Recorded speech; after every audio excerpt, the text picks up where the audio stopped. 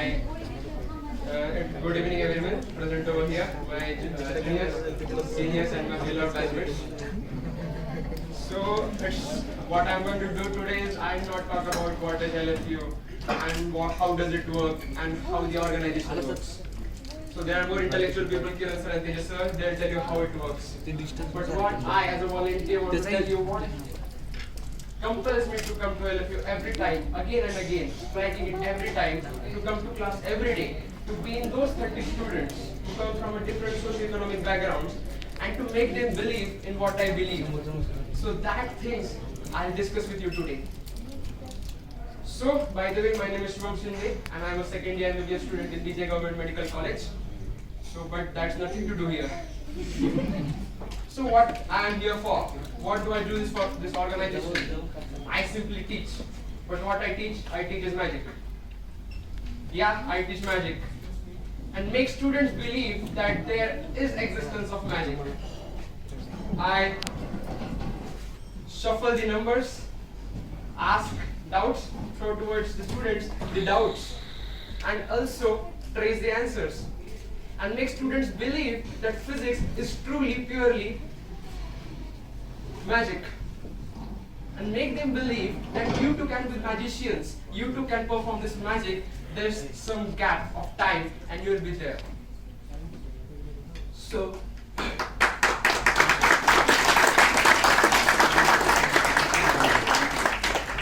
whenever I go to the class, I ask the students, do you believe in magic? Yes, I ask the students, do you believe in magic? And they have different answers.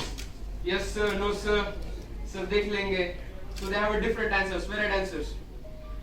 But at the end of the class, I ensure and assure you that I teach in such a fashion that they will end up saying a unified yes. So the thing is,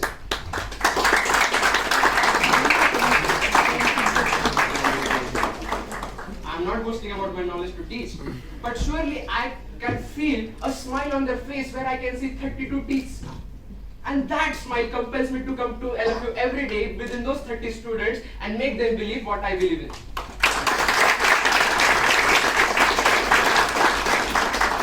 So this is one reason for which I come to LFU. But my friends, the story doesn't end here. The story is yet to begin. So, coming back to the point, I started teaching the so-called topics of magic from my first year. And now I'm going to start third year, hopefully. So within this years, I have learned some things. I have taught a lot of magic.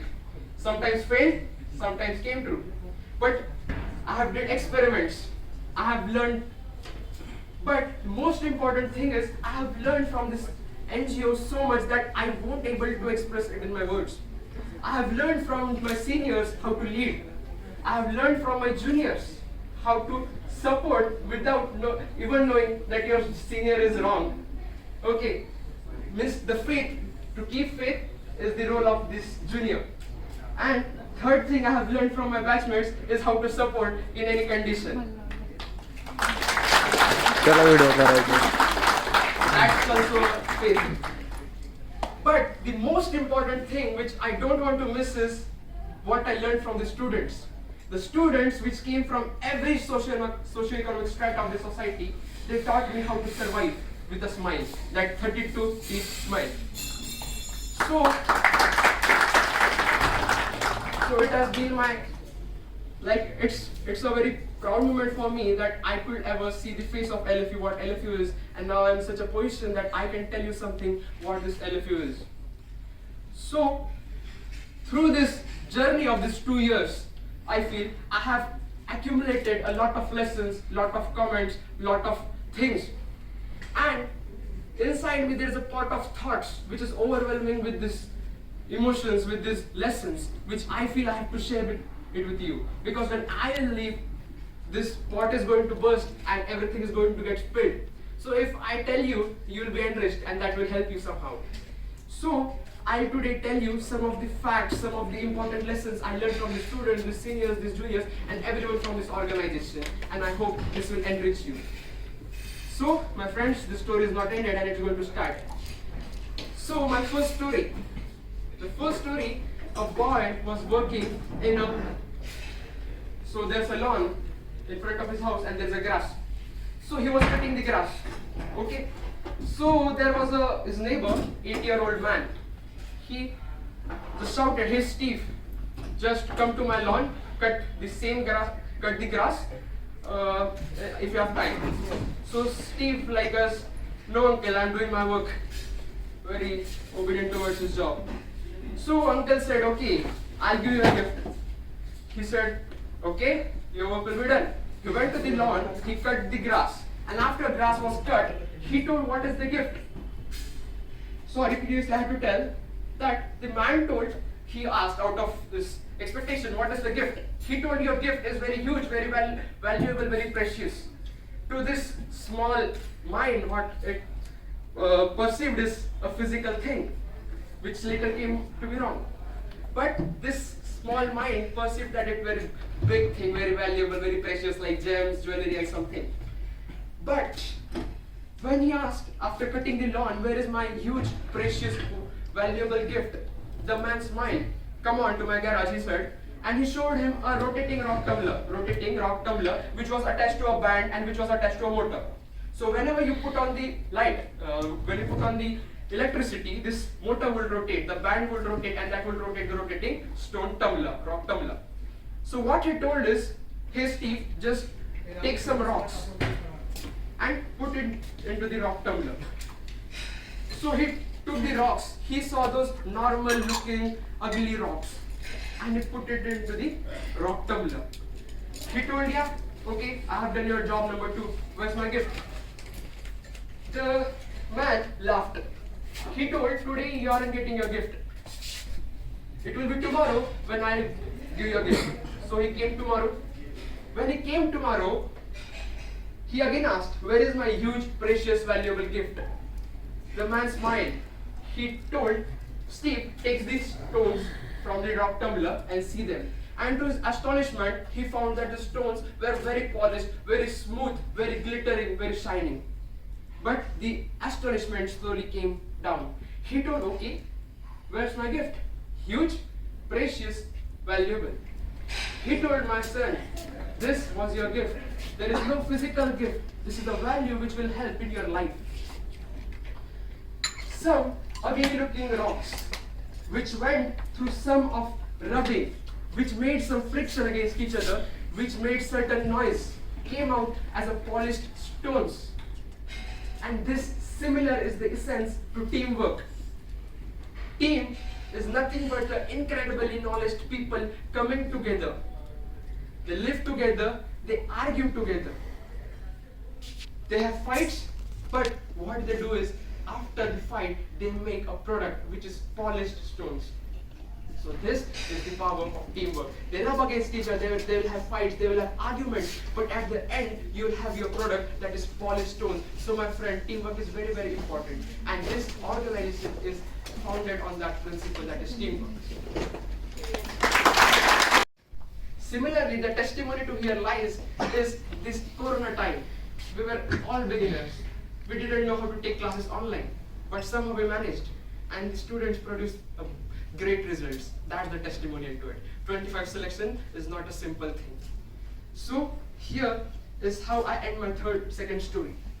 What is the story? The story is about, the story is starting at, it's a train, okay? So in a train, a father and a boy is going. And there's a couple sitting in front of them. So what happens is that the boy starts seeing the outside view from the window. He starts to tell, "Father, see the trees are running behind. See the clouds are running behind. See the pole is going backwards." But see something, like he was astonished, like what you see on your first day. But one important point, that age of that boy was 20 years, similar to our age. So why is the boy pretending to be such an idiot? So the thing is, the same thing the couple noticed. They told the father of that boy that please take him to some doctor. So the the thing which man told was very nice. He told that it's not your problem. But he also told that it's not his problem. Because today itself we had an eye transplant. And due to this, it is for first time he's saying all this. So this made the couple very, very guilty. They asked for an apology, but when that was over. So I come up to an end. But what is the moral of the story is, respect everyone. You don't know the story where they came from. You don't know anything. You can't just judge them on the basis of their appearance, caste, sex, gender, nothing. You have to respect everyone. And when you know the story, you can judge. But up till you don't know the story, never judge. So how I can make similarity between this organization and the story is that the middle art students which came, they don't have that shine of the topos you have, the Jahal and everyone present over here, they don't have that shine. But it's the same wrong I did. I interpreted them as losers, but it is a punch in my face that those were not losers and they made a result with flying colors, and this is the testimonial to it. The testimonial to it again lies in a SEAL training where there is a river rafting. In that river rafting, it's a history. It's a history that never the tall heighted men made the end of the river, but it was always a group of small people whose height was always below 5 foot 2 inches. They were accumulated from all over the world, some Algerians, some Azerbaijanis, some Armenians. They all came from different parts of the world, and they were popularly called as munchkins because they won every race. And that's not because they were short, but because there was diversity. Diversity binds you very strong. So, first thing is respect everyone and respect the diversity. Your team will be great when you have diversity, and similarly it is here. We have every year teaching. You will see seniors, juniors, all intermingled here. You will never see other stuff. So this is the story I wanted to tell you, and I wanted to focus on the thing that teamwork make it easier to just propel your action. So with this, today I come to end of my speech. But before going, I shall tell you one thing. That this organization, this Lift for Upliftment, is not a brand for which I'm boasting or for which I'm advertising. It's a noble cause for which you all should join the hands. Okay? So for satisfaction, you may go anywhere. You have multiple options. But if you come here, you'll get a lot of satisfaction which I am getting. So I'm inviting you, please come and do share the satisfaction. Because at the end of the day, it's your own conscience which you are answerable to. Thanks.